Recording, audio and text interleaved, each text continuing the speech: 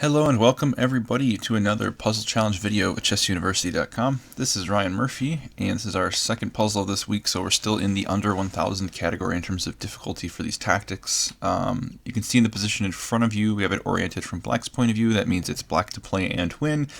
Of course, Black's already completely winning. They're up 2 pawns in an endgame. But just try to find the most winning line if you can. It's not a very long line, and it's just a kind of a basic tactic, which is important to know.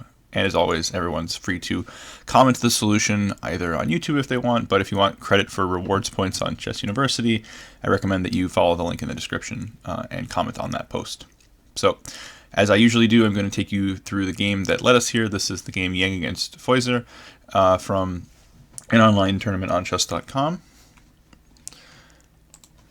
And the game began as an Italian. C3, knight f6, d4. This is one of those old gambit lines, or it can become one of those old gambit lines depending on how white plays it. Takes, takes. The other main move here, of course, is e5. And then after d5, there's a branch in the theory. Okay, so cd4, bishop b4 check, very important move. And knight c3 begins a line that white is gambiting a pawn here. The other move is to block with the bishop, and then to recapture on d2 with the knight. These generally tend to lead to IQP positions, isolated queen pawn positions. But in this game, the white player went for something more aggressive. Knight c3, as I said, gives the e4 pawn because the knight is in a pin. So black should and does take this pawn. Castles. Now the knight on e4 is hanging because the knight on c3 is no longer pinned, so black takes. Taking with the knight is correct. It's a very common mistake that many players make, especially younger players or less experienced players make, to try to grab another pawn here with black, with knight takes c3. But this is actually very dangerous, especially if black goes ahead and grabs this pawn, for a couple of reasons. But I think the most dangerous one for black is bishop a3, which prevents castling. Another move which was sort of the old knowledge from like the 1800s on this was queen b3, which is also a good move. Bishop a3 I think is the computer's top choice, but queen b3 is also a strong move. And now if black needs basically to find d5 here to not get crushed, there's a lot of old games, I think Greco even maybe played a couple, where bishop takes a1 led to obvious disaster for black on the f7 square. And after king f8, I think it's bishop g5 is crushing, yeah, and rook e1 also. And the point is the queen has no squares, so the knight has to block. And then there's a variety of ways to win. You can take the bishop in the corner. You can play rook e1. I think there's even some old game where bishop h5 threatening queen f7 was played, and they're all winning for white. So anyway, there's a lot of danger lurking here if black doesn't know what they're doing and they take the wrong way on c3. The black player is a very strong player, rated over 2200 on the site, so did not make that mistake. White charges ahead with d5, and basically white's looking for in-between moves to keep all of black's pieces off balance. Now 2 of them are hanging. The line I'm most familiar with here is actually bishop f6, and then the line that I learned a while ago goes rook e1, knight e7, takes d6, and eventually black castles on the king side, keeps their extra pawn, and is supposed to be better, although you have to know quite a bit of theory to get to that position. It is supposed to be pretty hard for white to continue, though there are a variety of attempts. So in this game, different line was chosen. I don't think this line's bad either. This looks pretty reasonable. Knight e5, attacking on c4 and looking to trade a pair of knights. If white captures on e5, then the bishop will take back, and that saves the bishop from hanging. So instead, white took on c3, knight takes c4, queen d4, forking the knights. So the knights connect with knight d6.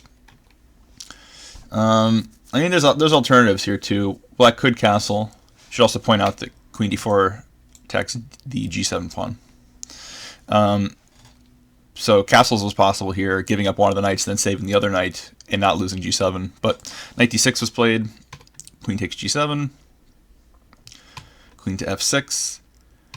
Takes, rook e1 check. knight d to e4, and knight d2 trying to go after the pin. And it looks pretty good for white at this point, because white's going to be regaining the sacrificed piece in the near future, and you know, the pawns on the king side are split. The black king is a bit awkward. The bishop on c8 is not developed. So white actually did manage to get something out of this gambit after they took on g7. So black decides, I think, very practically to get out of the center. Takes, d6 to get the bishop out. One feature of this position that's, of course, very important is the presence of opposite-colored bishops. So certain potential endgames could be very drawish if a lot of the rooks get vacuumed off the board. But still, right now, there's a lot to play for. So c4 is not a very precise move, let's say. If I'm white here, I'd be looking to play rook e7 and invade. Start pressuring these pawns from the side. Another move which is probably very annoying to see would be bishop h6. Hitting the rook, forcing it to go to d8. So that would be very uncomfortable. But that didn't happen. c4 was played instead. Not really sure what the threat is here. Bishop f5 was played with tempo, and now black's ready to connect rooks, and they're actually doing fine, I think. So c4 is a kind of a free tempo that black got. Rook f4, bishop g6, bishop to b2. Bishop looks pretty there, but it's hard to actually create mating threats. Rook fe8, h3. Rook e2, activating the rook, and now black's doing pretty well, I think. There's only one open file, and black's about to control it completely. Bishop d4 to b6, bishop e3. This bishop's not going to end up trapping this rook on e2. The rook has plenty of maneuverability, notably the c2 square, where it'll pressure c4. So rook e8, a4, a5. a5 is another just good practical choice not to allow white to break through and create an open line for this rook. a5 is very typical, very good move. Rook to a3, rook to e4. Looking to exchange a pair of rooks and also hitting the pawn on c4. So, I mean, it's kind of forced. Pretty much white has to take this rook. And this brings the bishop into the action even more. And I would say here that, you know, black has to be better because the base of the white pawn chain, both this one and also the isolated pawn on a4, are pretty exposed, and they're on light squares. So this bishop and rook can team up against them. Whereas, yes, like black has a lot of pawns on dark squares over here on the queen side, but it's much harder to get to the base of this chain, which is on c7. The bishop would have to sneak in like this. Yeah, and it's not actually that easy. So, in any case, bishop g5 was played, which I do believe intends to go for this idea of bishop d8 in some cases. Now rook c2 is played.